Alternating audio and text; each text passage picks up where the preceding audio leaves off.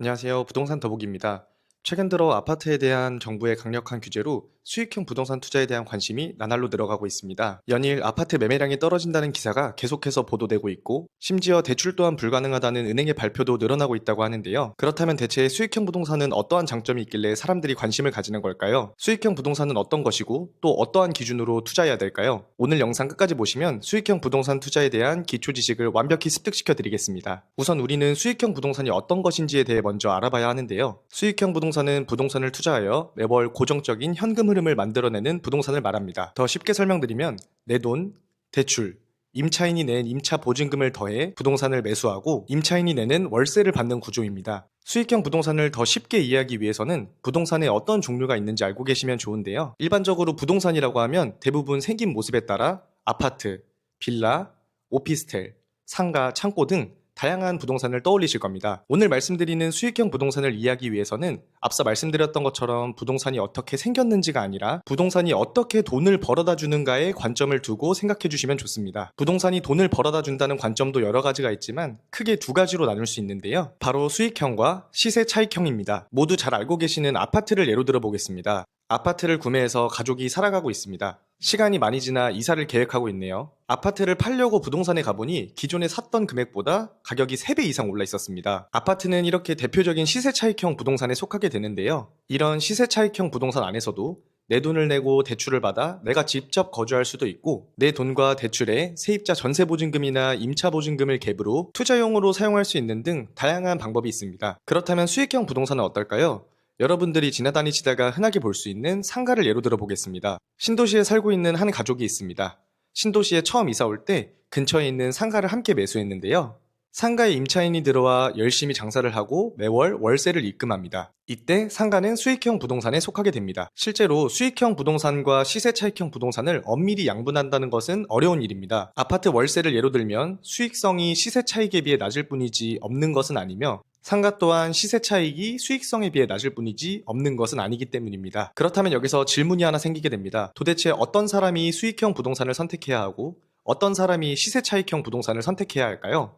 선정의 기준은 바로 투자 성향의 차이입니다. 시세 차익은 말 그대로 시간이 만들어주는 수익입니다. 학군, 교통, 개발 호재가 어떻게 변하느냐에 따라 가격이 움직이게 되고 이 변동성을 통해 수익을 얻게 되죠. 즉, 시장의 흐름과 타이밍을 읽는 능력이 중요합니다. 하지만 수익형 부동산은 조금 다른데요. 수익형 부동산은 매입한 순간부터 고정적인 월 현금 흐름이 만들어지기 때문에 부동산 자체의 운영 상태, 건물의 관리 상태, 주변의 상권 안정성 등 운영적 측면이 수익의 지속성과 연결됩니다. 쉽게 말해 시세 차익형은 시간의 개념이, 수익형 부동산은 운영의 개념이 훨씬 더 강하다고 생각하시면 됩니다. 자, 그럼 우리가 정말 알고 싶은 핵심으로 한번 들어가 보겠습니다. 도대체 수익형 부동산 투자는 어떻게 시작해야 될까요? 그냥 네이버 부동산에서 마음에 드는 매물을 고르고 대출을 실행시켜서 매입을 하면 되는 걸까요? 아닙니다. 우리가 원하는 것은 부동산을 그냥 사는 게 아니라 수익형 부동산 투자를 성공하는 방법이겠죠? 그러면 어떻게 해야 수익형 부동산 투자를 성공할 수 있을까요? 수익형 부동산을 매수하실 때 꼭 기억해야 할 3가지 기준이 있습니다. 이 기준 3가지만 기억하셔도 수익형 부동산을 매수하실 때 옥석을 가리는 기초를 알게 되실 겁니다. 첫 번째 기준은 수익률입니다. 수익형 부동산에는 수익률 계산이 가장 중요합니다. 매입가와 월세, 보증금, 세금과 기타 비용 등 모든 요소를 계산해야 진짜 수익률을 알 수 있습니다. 예를 들어 월세가 수백만 원이 나온다고 해도 대출 이자, 기타 비용, 세금 등이 더 많이 나온다면 실제로 손에 남는 금액은 별로 없게 되겠죠. 표면적으로는 좋아 보이지만 실수령 수익률은 완전히 다를 수 있습니다. 그래서 저는 투자자분들에게 늘 월세가 높은 것이 중요한 게 아니라 실제로 내 통장에 얼마가 입금되는지가 중요하다고 말씀드립니다. 두 번째 기준은 공실 리스크입니다. 수익형 부동산에서 가장 큰 리스크는 금리도 세금도 아닙니다. 바로 공실 리스크인데요. 월세가 한 달만 끊겨도 손익계산이 무너지고 2달, 3달 비기 시작하면 대출 이자가 커져서 투자 난이도가 확 올라가게 됩니다. 그래서 공실 리스크를 줄이기 위해서는 입지뿐만 아니라 유형별 공실 리스크를 확인해야 됩니다.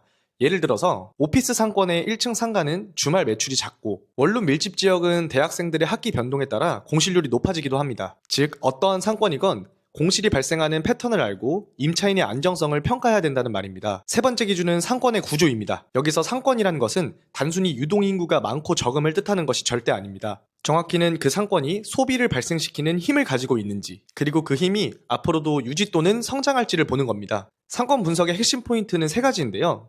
첫 번째, 누가 이 동네에서 돈을 쓰는지 알아야 됩니다. 직장인 상권인지 주거 상권인지, 유동상권인지에 따라 잘 되는 업종과 망하는 업종이 완전히 틀려집니다. 두 번째, 1층에 카페만 10개 있는 상권이 절대로 좋은 상권이 아닙니다. 병원, 음식점, 편의점, 술집, 서비스 업종 등 필수 업종이 다양하게 구성되어 있어야 상권이 건강하게 오래갑니다. 세 번째, 학교 이전 계획, 역세권 개발, 대형 병원 이전 등 수년이 지난 뒤에도 사람이 계속 모이는 상권인지에 대해 확인해 봐야 됩니다. 수익형 부동산의 가장 강력한 안전장치는 바로 지속적인 사람 흐름입니다. 여기까지 들으셨다면 이런 생각이 드실 텐데요. 이거 수익형 부동산 생각한 것보다 어려운데? 맞습니다. 수익형 부동산은 생각한 것보다 체크해야 될 게 더 많습니다. 하지만 그럼에도 불구하고 수익형 부동산이 사랑받는 이유는 단 한 가지인데요. 바로 매월 안정적으로 현금이 들어온다는 것입니다. 시세 차익형은 가격이 오르기 전까지는 아무런 수익도 가져다 주지 않습니다. 오히려 세금이나 유지 비용이 나가죠. 하지만 수익형 부동산은 보유하고 있는 것만으로도 예측 가능한 안정적인 현금 흐름을 만들어줍니다. 특히 요즘처럼 고물가 시대에는 안정적으로 들어오는 현금 흐름이 얼마나 중요한지 다들 알고 계실 겁니다. 마지막으로 수익형 부동산 투자를 할 때 꼭 신경 써야 되는 가장 중요한 한 가지 개념에 대해서 말씀드리고 마무리하겠습니다. 수익형 부동산은 싸게 사는 것보다 잘 사는 것이 중요합니다. 겉으로 가격이 저렴해 보인다고 해서 절대 좋은 매물이 아니며 상권의 성장성, 유동인구 구조, 업종 구성 등 핵심 요소가 갖춰져 있어야 진짜 가치가 올라갑니다. 단순히 가격만 보고 매입하시면 공실, 낮은 임대료, 낮은 황금성과 같은 리스크를 짊어지게 되실 겁니다. 반대로 잘 사는 매입은 시간이 지날수록 임대 안정성, 시세 상승, 유동성까지 모두 챙길 수 있습니다.